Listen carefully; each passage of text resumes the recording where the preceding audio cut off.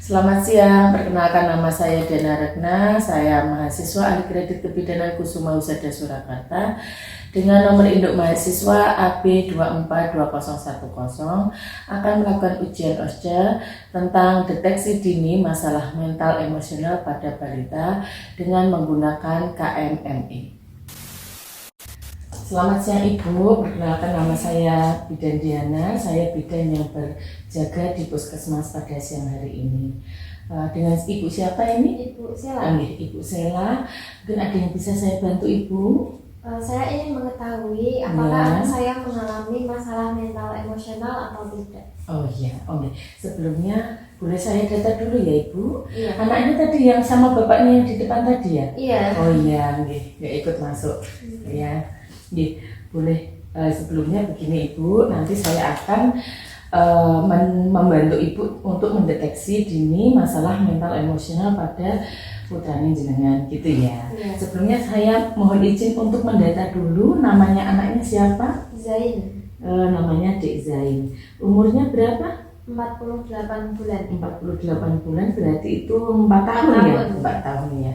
Oh ya, keluhannya tadi apa nanti kita lihat ya. Berarti jadi begini Ibu, nanti saya persiapkan dulu lembar. Ini kita ada lembar untuk mendeteksi. Jadi ada lembar kuesioner yang nanti Ibu yang menjawab gitu ya. Nanti dijawab apa adanya aja, karena memang nanti biar kita supaya tahu nih masalahnya apa, nanti kita bisa melakukan evaluasi dan tindak lanjut selanjutnya begitu ya. Jadi nanti kita mau menggunakan kuesioner tentang masalah mental emosional untuk menjawab keluhannya Ibu tentang anaknya yang adakah masalah atau tidaknya gitu ya. Oke. Sebelumnya ini sudah nyaman ya, sudah saya tutup pintunya dan sudah nyaman.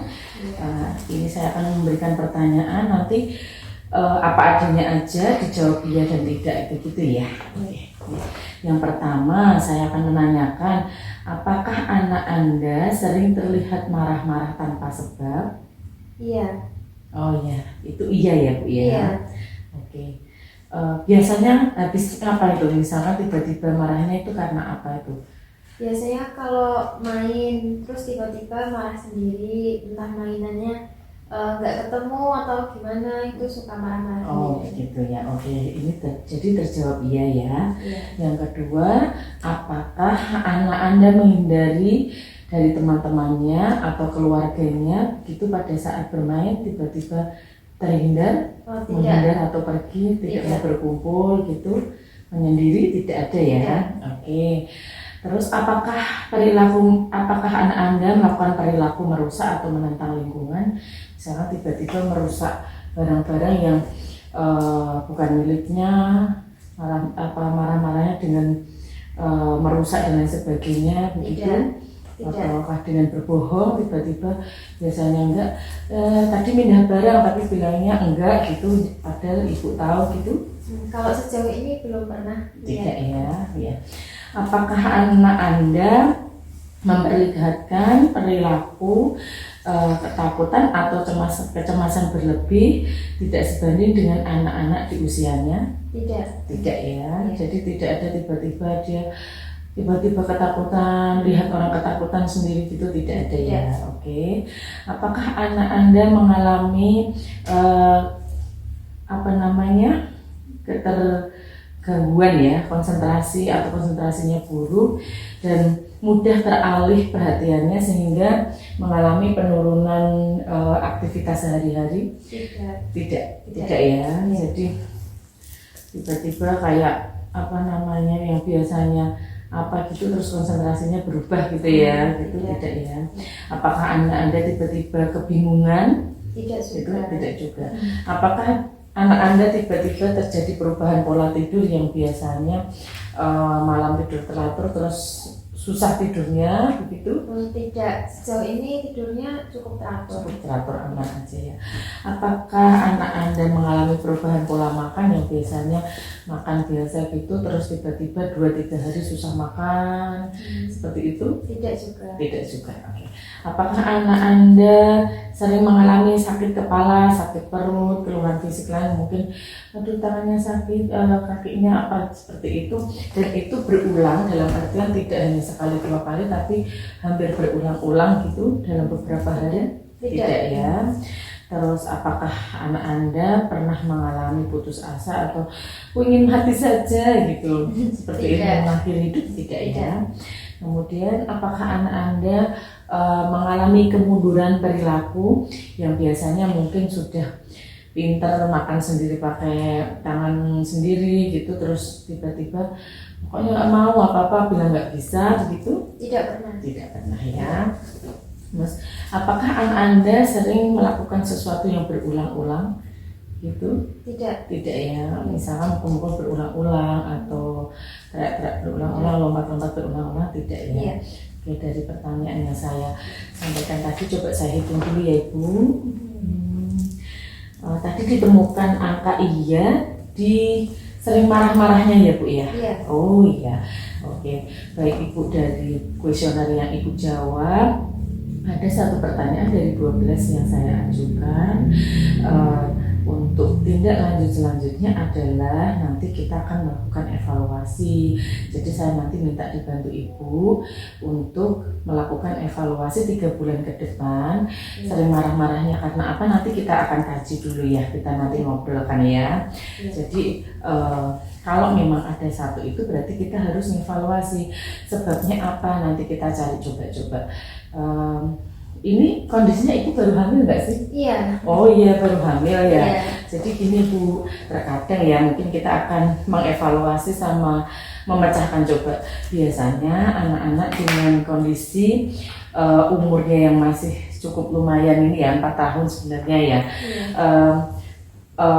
Ibunya hamil lagi, terkadang ada perasaan namanya sibling rivalry. Jadi merasa nanti kalau punya adik nanti aku gimana ya, aku disayang lagi enggak ya lah, mungkin juga bisa seperti itu.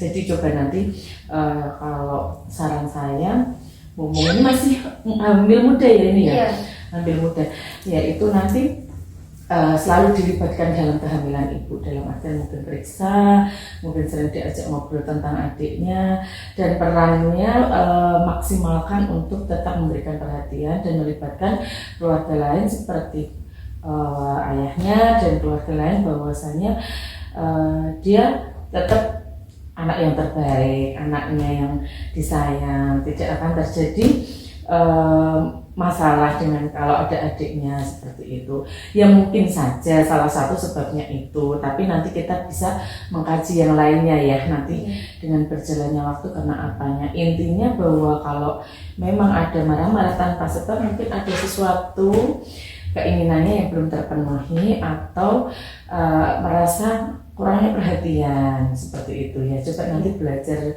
dengan berjalannya waktu dikaji lagi ya Ibu ya.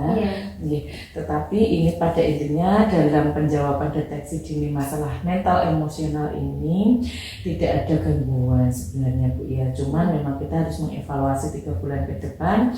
Nanti Ibu tak kasih checklistnya juga dengan dievaluasi permasalahan sebabnya apa. Nanti kalau memang jawabannya masih iya, nanti juga kita evaluasi lagi, atau ada keluhan lain yang bertambah, nanti kita evaluasi lagi. Jadi 3 bulan ke depan paling tidak tetap kontrol lagi ya Bu ya. Cuma nanti misalkan kok bertambah sebelum 3 bulan pun monggo silakan segera konsultasi seperti itu. Tapi saya rasa insya Allah ini tidak hal yang besar ya, tidak hal yang maksudnya terjadi penyimpangan, insya Allah semoga tidak. Tapi mungkin kita saja yang mensikapinya lebih perhatian saja mungkin ya Bu ya, dan mempersiapkan adiknya kalau bahwa dia nanti, dan menjelaskan kalau dia nanti punya adik tidak ada masalah dalam hidupnya seperti itu, dengan perhatiannya seperti itu nih Bu. Oke, mungkin sedikit banyak yang saya bisa tangkap dari permasalahannya Mbok Menawi, salah satunya itu mungkin bisa dijadikan salah satu pertimbangan untuk Ibu mengevaluasi dan memberikan perhatian lebih. Seperti itu saja. Atau mungkin ada yang mau diceritakan atau ada lain atau apa Ibu? Tidak? Sudah Apa cukup. sudah cukup? Iya, sudah Begitu. cukup. Oh ya, nanti checklistnya saya kasihkan ya Ibu ya. Iya. Jangan lupa nanti pokoknya ada perubahan perilaku apa.